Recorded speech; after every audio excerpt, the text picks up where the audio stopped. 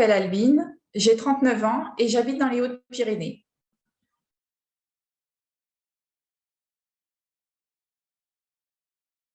Avant d'avoir le diagnostic, je ne me doutais pas du tout que c'était une maladie. Je pensais que suite à mes nombreuses entorses, luxations de genoux, que mes articulations étaient fatiguées et qu'il fallait juste me faire une opération et que tout rentre dans l'ordre.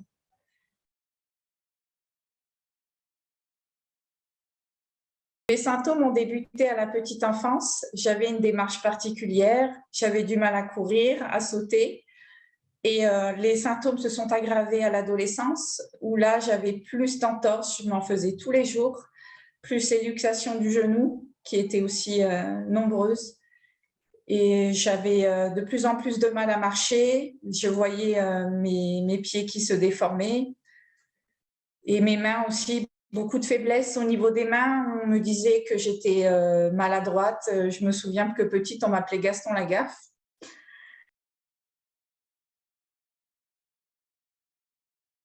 Je suis partie de chez mes parents très jeune, j'avais à peine 18 ans et j'ai été faire mes études sur Paris.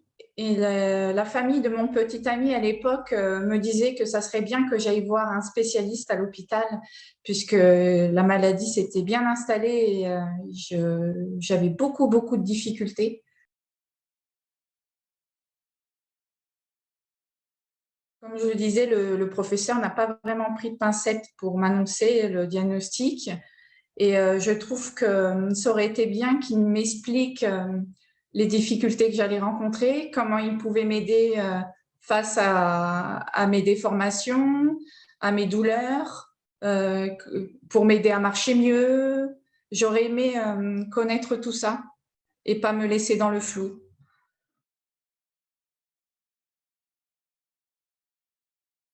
On va dire de la petite enfance, environ à l'école primaire, les symptômes étaient là.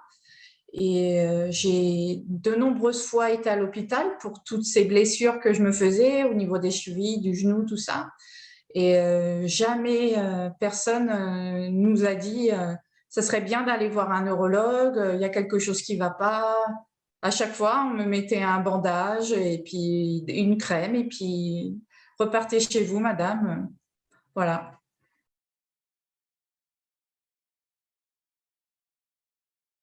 J'avais 18 ans quand je me suis fait diagnostiquer. Je suis allée dans un grand hôpital à Paris. J'ai rencontré un neurologue qui, suite à mes déformations au niveau des pieds, a tout de suite posé le diag et a dit ça, c'est la Charcot-Marie-Tooth. Et j'ai fait un électromyogramme qui a confirmé le diagnostic. Et voilà, c'est là que j'ai appris que c'était une maladie, que c'était pas juste un problème à la cheville ou au genou qu'on devait opérer et basta.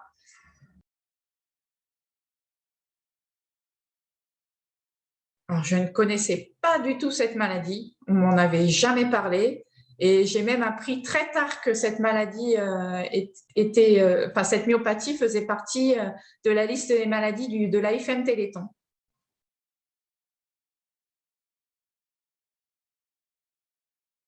Au départ, j'ai fait des recherches pour savoir ce qui m'attendait. Il y avait beaucoup de renseignements sur le groupe CMT France. C'est vrai que pour le coup, comme j'étais avec toutes mes questions et mes inquiétudes, j'ai vu tout de suite fauteuil roulant, problème aux mains, difficulté à la marche, fatigue, déformation osseuse. Enfin, j'ai vu tous ces renseignements-là, ça m'a vraiment inquiétée. C'est vrai qu'à ce moment-là, je suis tombée dans une dépression. Ma famille ne m'a pas du tout soutenue à l'époque. J'étais vraiment mal et j'ai eu la dépression. Après, il y a eu la colère. Et de nombreuses années après, ben, il y a eu l'acceptation et aller de l'avant. Et ça, c'est une renaissance.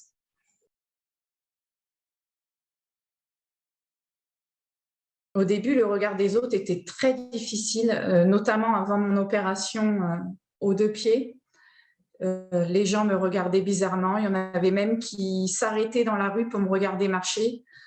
J'étais encore dans cette période de colère, donc j'étais très agressive avec ces gens qui, pour moi, c'était un manque de respect, ça me faisait du mal, ça me renvoyait à mon handicap.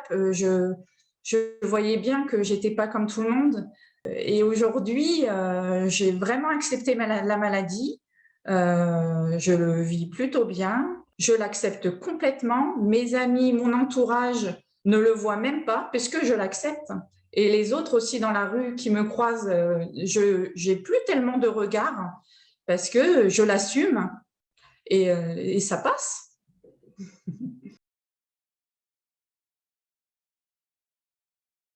J'ai trouvé actuellement une super neurologue. Elle est très ouverte, très à l'écoute. À la moindre difficulté, que ce soit de la fatigue, des douleurs, ou elle fait en sorte de me trouver toujours une solution pour que mon quotidien soit un peu plus joyeux, quoi. Je suis bien entourée. C'est vrai qu'avec les années et l'expérience, pour le coup, j'ai su quels professionnels il fallait que je rencontre, avec lesquels il fallait que je m'entoure. Et c'est vrai que tout ça, ces recherches, c'est des recherches personnelles, c'est des entraides entre malades.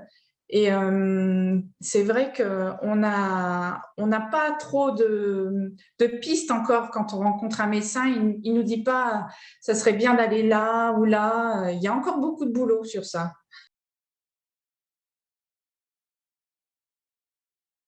Ma famille, avec les années, l'a accepté.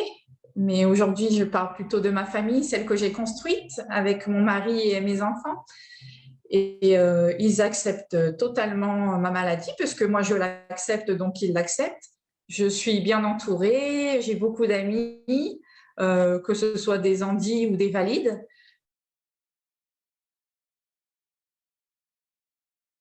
Alors, au jour le jour, comment on vit la maladie, c'est plutôt le matin, on se réveille, on voit un peu dans quel état de fatigue on est, ce qu'on va être capable de faire ou pas.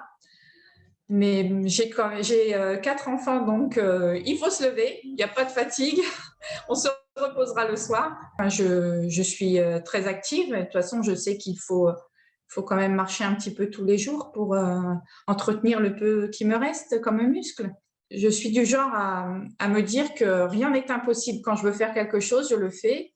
Et si l'adaptation n'est pas faite, eh ben, on fait en sorte qu'elle le soit pour moi. Je fais plein d'activités sportives pour apprendre à me dépasser. J'aime que ma famille soit fière de moi quand je fais toutes ces activités sportives qui sont notamment encadrées par le handisport. Depuis quelques années, j'ai eu un peu, on va dire, la crise de la quarantaine. Je me suis dit, mince, Albine, il y a plein de choses à faire dans cette belle région et il faut que tu le fasses maintenant parce que tu ne sais pas dans quelques années ton état de santé il te le permettra encore. Je fais du parapente pareil en handisport. Je suis assise dans un siège et il y a quelqu'un qui me pousse derrière pour prendre de l'élan, mais après je vole toute seule, j'atterris toute seule. Je fais aussi de la spéléo, pareil, encadré par handisport. Ils choisissent les grottes plutôt accessibles, mais bon, comme on rampe au sol, tout ça, donc c'est plutôt accessible, on va dire, pour les personnes qui ont du mal à tenir debout. Je fais aussi de l'équitation. Pareil, j'ai choisi un club qui avait une rampe pour pouvoir monter à cheval. L'équitation m'a aussi appris à me tenir plus droite, à muscler tout ce qui était épaules, dos, donc je me tiens plus droite. Et, et j'ai fait aussi du rafting cet été. J'appréhendais, mais ça m'a vraiment beaucoup plu et j'ai hâte d'en refaire.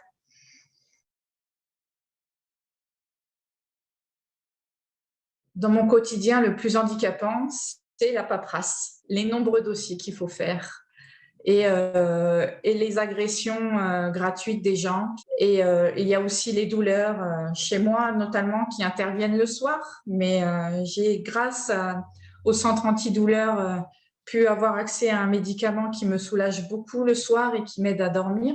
Les problèmes d'accessibilité quand je suis en fauteuil roulant.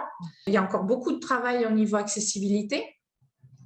Et j'aimerais bien aussi que les regards des gens changent au niveau du handicap, parce que moi, je vois quand je suis en fauteuil roulant, les gens là me déroulent carrément le tapis rouge. Oh là là, la pauvre, elle est handicapée. Par contre, quand je suis avec ma canne et que je suis debout, alors que là, pour le coup, j'ai plus de difficultés parce que je tiens debout et c'est compliqué, et bien là, j'ai l'ignorance des gens. Quand j'arrive à la caisse avec ma petite carte, les gens tournent vite la tête en disant « c'est bon, je ne l'ai pas vue, celle-là, je ne vais pas la laisser passer ». Les gens ne se rendent pas compte que ça reste gravé en nous après et ça nous blesse, c'est difficile. Déjà que le handicap n'est pas facile à vivre. Et ça serait bien, oui, que le regard des gens change.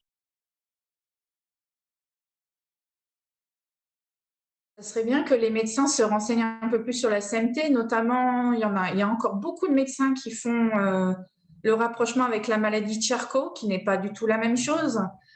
Et pour le coup, si on annonce ça à la personne et qu'elle va se renseigner de son côté et qu'elle voit qu'elle a dit Charcot et qu'elle va mourir, alors que non, c'est la Charcot-Marie-Tous, ça peut être quand même très problématique. Il y a aussi le fait que ça serait bien qu'on ait un suivi psychologique suite à une annonce de ce genre, parce que c'est quand même quelque chose qui va bouleverser notre vie, c'est dégénératif. Donc, d'année en année, notre état se dégrade.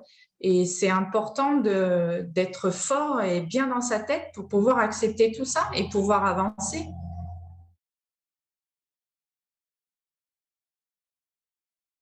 J'aimerais passer un message à tous mes collègues qui ont la Charcot-Marie-Tooth, que je sais que le diagnostic, l'acceptation de la maladie, ça peut prendre plus ou moins de temps, ça peut prendre des années, mais sachez qu'une fois qu'on l'a accepté, il y a plein de choses que vous pouvez faire pour être heureux.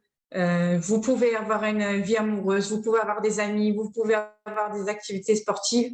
C'est hyper important de s'épanouir parce qu'il ne faut pas que la maladie prenne le dessus, il faut que le mental soit là et tout faire pour se faire plaisir.